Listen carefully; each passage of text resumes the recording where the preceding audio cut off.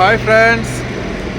குவைத்தில் வந்து new year celebration எப்படி பண்ணுறாங்க அப்படின்னு பார்க்கணுன்னு எனக்கு ஒரு ஆர்வம். என்னோடய ஃப்ரெண்டு வந்து அவர் சர்ச்சில் ப்ரேயர் பண்ண போகிறதா சொல்லியிருந்தார். ஏன்னா அவர் இங்கே குவைத்தில் அவர் சொன்ன ஒரு சர்ச்சில் கொஞ்சம் நல்லா செலிப்ரேட் பண்ணுற மாதிரி இருக்கும் அப்படின்ற மாதிரி சொல்லியிருந்தார். சரி எப்படி தான் இருக்குன்னு பார்க்கலான்னு சொல்லிட்டு அவரோட நானும் வந்துட்டேன்.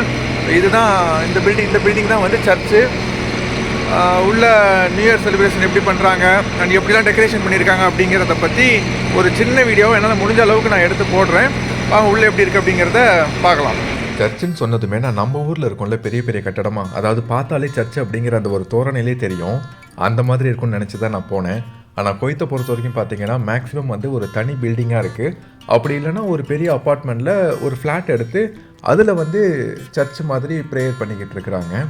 ஸோ நமக்கு அதை பற்றி பெருசாக தெரியாததுனால எனக்கு அந்த சர்ச்சோடைய பிரிவினை பற்றி தெரியலை. ஆனால் அங்கே போகும்போது அந்த ஒரு சில விஷயங்கள்லாம் பார்க்குறதுக்கு நல்லாயிருக்கு. இப்போ இந்த செட்டப்லாம் பாருங்களேன், ஏதோ நம்ம ஊர் அந்த வேளாங்கண்ணி கோயிலில் அந்த அங்கே இருக்கிற மாதிரி ஒரு ஃபீல் இருக்குது.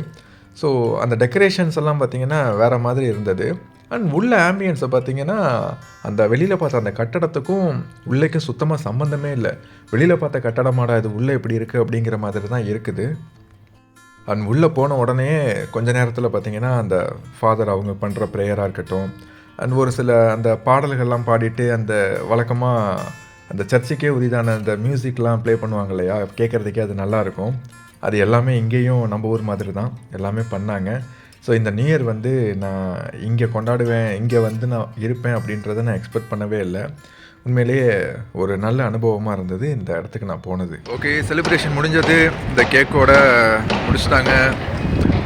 உண்மையிலேயே இந்த நியூ இயர் வந்து ரொம்ப வித்தியாசமான நியூ இயராக தான் இருந்தது. ஸோ எல்லாருக்கும் ஹாப்பி நியூ இயர். இந்த மாதிரி குவைத்தை பற்றி பல தகவல்களை அப்பப்போ பார்க்கலாம். பாய்.